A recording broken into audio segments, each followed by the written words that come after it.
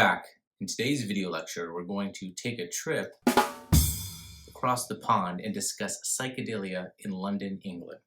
What's really interesting, and I sort of alluded to this in an earlier lecture, but there are many similarities between what's going on in the subculture of San Francisco and what's going on in the subculture of London. And that's interesting because there's just really no connection, especially before 1967. No newspapers are reporting on this. We don't have the human being until January of 1967. And even with that, the news coverage of that probably wouldn't have made it to London anyway. It wasn't, I mean, it was a big deal. It wasn't that big of a deal, international news. That means this is an example of something called a cultural phenomenon, when you see the same type of events playing out the same way in completely different, unrelated settings. We see very similar hippie culture with the clothing. Both started in 1965, but the greater public became aware of what was happening in 1967. And LSD even plays a significant role in both subcultures.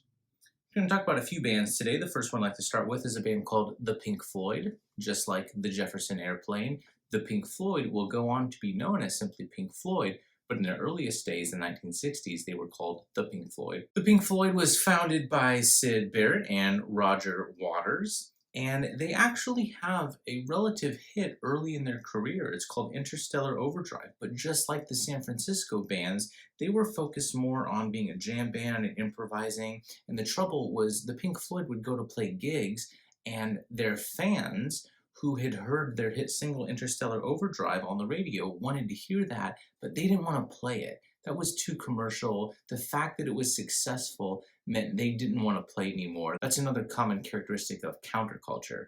As soon as something becomes mainstream, you have to reject it. And the fact that their song was successful meant they didn't want to play it. In the 1960s, one of their two founders, Syd Barrett, actually has a mental breakdown, and he's replaced by guitar player and lead singer David Gilmour. The Pink Floyd may be a psychedelic band, but David Gilmour is this amazing blues guitar player, and psychedelia and the blues come together in a really amazing way through David Gilmour's playing. Even though we're talking about the 1960s right now, I want to draw your attention to one Pink Floyd album in particular called The Dark Side of the Moon. Not that one, this one. This is released on March 1st, 1973, but it epitomizes London psychedelic music. The biggest commercial hit from that album was probably the song Money, which has a time signature of 7/4, but just like the Beatles' Sgt. Pepper's Lonely Hearts Club Band, that has a reprise of a song. Again, a reprise is when a song comes back. It's basically the same song, but the lyrics are different or the tone is different. Something about it has changed, and it's significant in some way to the story of the album. Dark Side of the Moon has a song called Breathe, as well as a song called Breathe Reprise. There is a film you can watch. It's available on YouTube. It's called The Dark Side of Oz. The Dark Side of Oz is the movie The Wizard of Oz, but with the soundtrack of Dark Side of the Moon playing instead of the music for Wizard of Oz. So basically, you watch Wizard of Oz, you mute the TV, and you play Dark Side of the Moon. There's a very specific spot when you're supposed to start. I can't remember if it's like When the MGM Lion Roars or something like that, but you start the album right at this precise moment, and then the music of the album seems to perfectly accompany what's going on in the film The Wizard of Oz. In the 1970s, Pink Floyd's going to go on to have even greater success with albums like The Wall, but we'll talk about that more when we get to the lecture on the 1970s in the next unit. One of the great psychedelic bands of London during this time period is called Deep Purple. Two of the founders were Rob Evans and Ritchie Blackmore. Rob Evans is the singer. Ritchie Blackmore is this virtuosic guitar player. Remember, virtuosos are master musicians, so he's this incredible guitar player. Deep Purple, like Pink Floyd, or the Pink Floyd at this point, is also going to have an incredible career in the 1970s, even though they had success in the 1960s. But from the 1960s, this Rob Evans period, I think their greatest song is one called Hush. You've probably heard it before. It's really popular. By their third album, Rob Evans was replaced by a singer named Ian Gillan in 1969. Ian Gillan is known for having one of the best rock screams. A rock scream is basically when the lead singer just literally screams, but screams at a certain pitch and still has control over their voice. So it's the wild, harsh sound of a scream, but it fits perfectly with the music. As you're listening to the Ian Gillan music of Deep Purple, pay attention to those incredible high notes of Ian Gillan's voice, the control he has in that amazing upper register. There is another really important concept album that is recorded in 1969 even though it's released in 1970, and it's called Jesus Christ Superstar. This is the same Jesus Christ Superstar that you're familiar with. A Broadway musical has been made into 2 movies, was recently aired live on TV with John Legend, Sarah Bareilles, Brandon Victor Dixon, and Alice Cooper. Jesus Christ Superstar is a rock opera, so it's an opera in that it's completely sung through. It's a story, but there's no speaking. Everything is sung, but instead of using a traditional orchestra like you would expect with an opera, it uses a rock band and an orchestra, and all the singing is this London psychedelic blues rock singing. Ian Gillan plays Jesus on this album.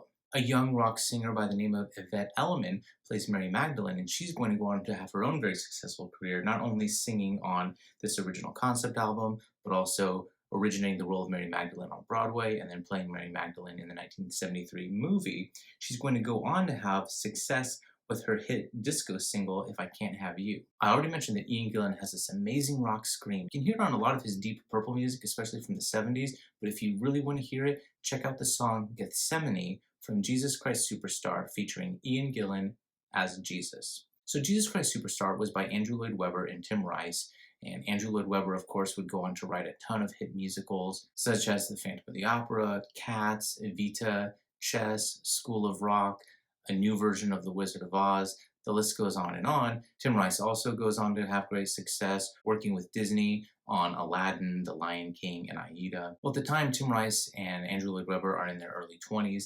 They had just released Joseph and the Amazing Technicolor Dreamcoat, the musical I told you about in the previous lecture. Well, their next musical was to focus on Jesus' life, but everyone in London thought it was too controversial to actually have a musical telling the story of Jesus, but using rock music. They thought that was the most sacrilegious idea they could think of. So none of the local theater companies would produce it. So Andrew Lloyd Webber and Tim Rice decided that if they can't have their musical produced on stage, they're going to record and release a concept album instead. So they bring in Ian Gillan and all these other amazing singers. They bring in a great rock band of London studio musicians. Think of people at the same level of the Wrecking Crew, the Funk Brothers, and Booker T and the MGs, only in London, England. They're playing on this, again, full orchestra, and it's a smash hit. It's so successful that the next year it opens on Broadway. 2 years later, the movie is made, and to this day, it's one of the most successful musicals. Even though it was rejected by the Christian community in the late 1960s, now churches stage this musical all the time. That's really just a great sign of the times to show how much rock music has been embraced in the last 50 years. The Rolling Stones are still experiencing great success, always playing a little bit of catch-up in the Beatles, at least in the 1960s. The 1970s, they're going to really come into their own and have the greatest success yet. But in the 1960s, they're trailing the Beatles, but they have some really great songs. One of them is called Sympathy for the Devil. Another huge hit from the Rolling Stones during this time period, late 60s, is called Gimme Shelter. Gimme Shelter is an amazing song on its own. Political commentary really talks about some very serious issues, but it's important for another reason. Just like these studio musicians I've talked about, again, the Wrecking Crew, Booker T and the MGs, the Funk Brothers, there was this group of African-American women who were background singers. I referred to them in the James Brown lecture because they were the ones who remarked that people thought James Brown invented this dance style, but really it was these pastors who had been doing it all along anyway.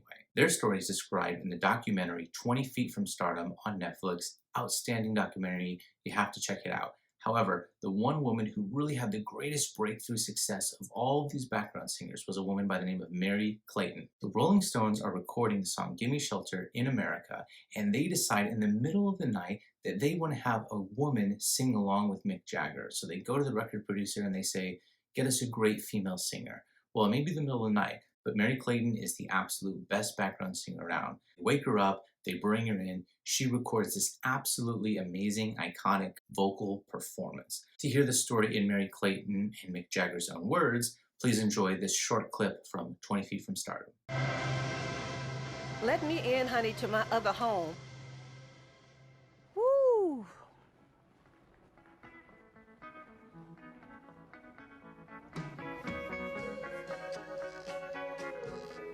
What a great studio. Boy, did we have some time in this studio.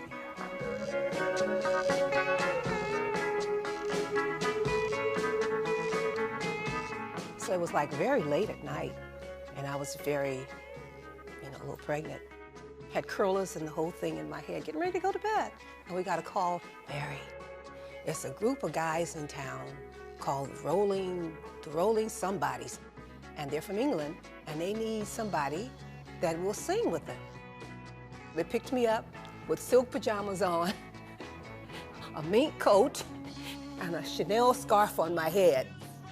We said it would be wonderful if a woman sang this part that I'd written about rape, murder, and all this. It was in the middle of the night, and we thought, well, we would love to have a woman sing this part. I didn't know her, from Adam. Then she turned up in her curlers, she was in bed, and she got out of bed. And, you know, it was a kind of raunchy part to sing. I said, what? Rape, murder? It's just a shot away. I started to sing, oh, children, it's a shot away, it's a shot away, with Mick. She sings the lyrics right along me, and with a lot of personality, which is what was needed.